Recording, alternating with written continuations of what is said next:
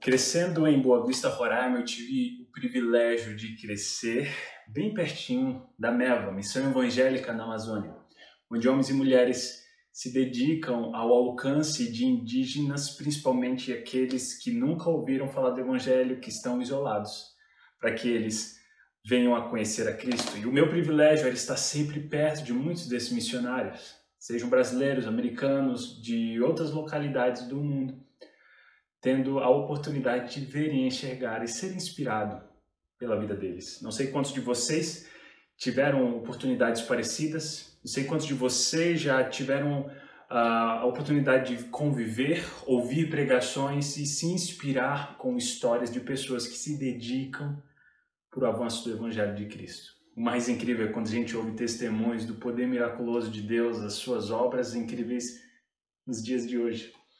Talvez você, enquanto ouve esses testemunhos, se sente um pouco desmotivado porque você pensa, quando eu vou viver isso? Quando eu vou me tornar parte desse jeito da obra de Deus? Eu quero aqui, meu irmão, incentivar você a ter um pensamento e uma visão que foi libertadora para mim, que eu acredito que vai ser libertadora para você através da palavra de Deus. Aqui em Filemão, no versículo 13, Paulo diz o seguinte sobre Onésimo.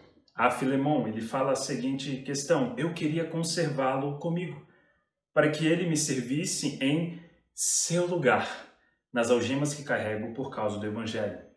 O apóstolo ressalta aqui o seu desejo de ter Onésimo, alguém que estava em uma diferente localidade, servindo a Paulo, que havia se convertido e estava servindo a Paulo. Paulo, que agora estava encarcerado, ele estava preso porque anunciava o Evangelho e assim ele foi preso. Então ele manda uma carta juntamente com Onésimo. Tem todo um enredo por trás, mas isso pode ser visto nos vídeos anteriores que eu dei dessas devocionais.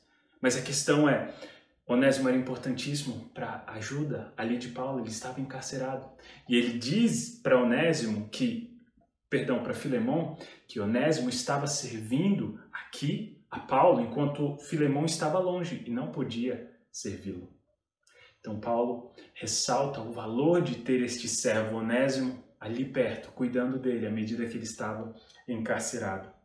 Isso nos leva a ver o valor do serviço e assistência àqueles que estão se dedicando integralmente ao ministério de Cristo.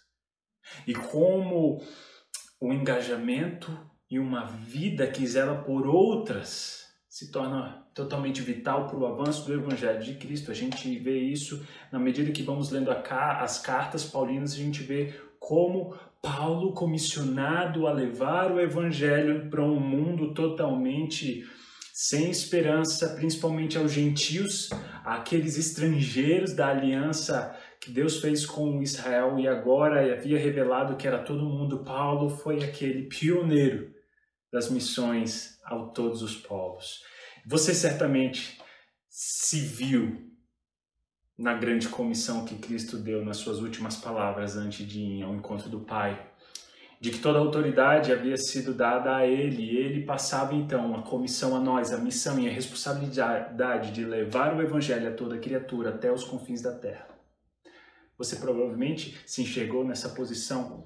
E baseado nessa ideia aqui, no versículo 13 dessa carta de Filemão, eu quero desafiar você a entender que as missões, a missão de Deus é parecida com as funções da igreja. Muitas vezes perdemos em vista que são dons em jogo.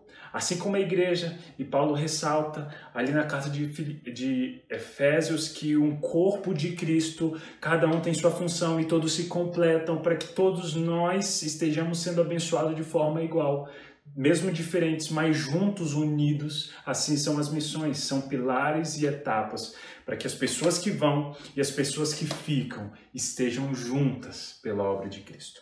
Uma delas é servindo, a gente vê claramente aqui no versículo. Você pode servir mais intensivamente pelo Evangelho de Cristo. A primeira forma é falando desse Evangelho. Lembre-se que a grande comissão que Cristo deu aos seus ouvintes ali se derramam a todos nós, de todas as gerações, de todas as línguas que nos convertemos e olhamos para Cristo e podemos então compartilhar desse Cristo aos que estão à nossa volta. é sua responsabilidade e seu privilégio falar de Jesus Cristo que o salvou e pode ser a salvação de quem está ouvindo, de quem está na sua casa, de quem está à sua volta. Se engaje servindo a Cristo através do Evangelho. Outra forma é indo. Quem sabe Deus tem um desafio te trazendo para a liderança, um dom pastoral, um dom de evangelismo, um dom que te leva a sair de onde você está e geograficamente a alcançar os confins da terra. Quem sabe que o seu coração esteja agora comprometido com a missão de Cristo. Só onde seu coração. Quem sabe Deus está te chamando para bem além de onde você está, para se engajar de forma integral. Mas outra forma que é totalmente necessária para os pilares e para os fundamentos é através da doação. Sabemos que a igreja que nós vamos, a igreja que, quando estamos entre irmãos, aquele local, aquela energia, aquela água, aquele IPTU tem que ser pago. Nada nessa sociedade é de graça e não seria diferente com aqueles que se deslocam para se dedicar integralmente e para alcançar pessoas. Por exemplo, aqueles missionários da MEBA que tanto me inspiraram precisavam pegar voos de avião até chegar nas localidades. Certamente Deus supre, mas supre através do serviço e da responsabilidade que Ele dá a toda a igreja de contribuir para isso. E eu gosto de 2 Coríntios 8, 3 e 4, que é um incrível exemplo de como a igreja se envolve e participa do avanço do Evangelho. Fala o seguinte: porque posso testemunhar, Paulo falando que na medida de suas posses e mesmo acima delas, eles contribuíram de forma voluntária, pedindo-nos com insistência a graça de participarem dessa assistência aos santos. Então ele está falando de um grupo de irmãos que queria dar uma assistência, que queria ofertar, que queria contribuir. E eles fizeram isso com total espontaneidade e total comprometimento. Eu desafio você a se comprometer na medida da sua abundância e na medida da sua adoração a Cristo, a contribuir com missionários, com a sua igreja, mas de forma financeira. É importante, saiba disso. E por último, algo que todos nós somos responsáveis, a intercessão. Colossenses 4:3, onde Paulo também estava encarcerado, ele estava na cadeia, assim como nessa carta de Filemão, ele fala o seguinte: ao mesmo tempo, orem também por nós. Então ele chama a igreja a orar por eles, para que Deus nos abra uma porta à palavra, a fim de falarmos do mistério de Cristo, pelo qual também estou algemado. Então Paulo ali, tudo que ele pede nesse momento é que todos intercedam para que oportunidades sejam abertas, para que o Evangelho de Cristo seja pregado. Irmãos, sejamos pessoas de intercessão. Sejamos pessoas que olham para a missão de Cristo e sabem que Cristo está à frente dessa missão. Cristo, quando está lá com seus discípulos nos evangelhos, ele fala o seguinte: olha os campos, eles estão brancos. A seara é grande, mas poucos são os trabalhadores. E o que ele fala? Rogue ao Senhor da seara que envie trabalhadores. Meus irmãos, vamos rogar. Vamos interceder pelos que estão, pelos seus desafios, pelas frentes de luta e de batalha espiritual que enfrentam para permanecer no Evangelho e participar do avanço do reino de Deus com as nossas intercessões. Então fica o meu desafio. Sirva ao Evangelho, pregando o Evangelho. Contribua financeiramente com os que pregam integralmente, estão engajados com a obra, e interceda por todos aqueles que estão querendo oportunidades para pregar o Evangelho.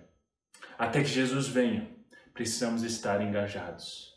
Ele disse que o nosso compromisso é com os confins da terra. Eu acho que tem muito trabalho a ser feito. Você quer fazer parte disso? Eu creio que Deus está te chamando. Deus te abençoe. Fica aqui também um convite de se inscrever nesse canal da Igreja Batista em Dom Pedro. Aqui tem devocionais diários que podem abençoar a sua vida, eu tenho certeza, com pastores, obreiros e outros convidados. Assim como compartilhe esse devocional para alguém você sabe que vai ser uma bênção ouvi-lo. Um abraço.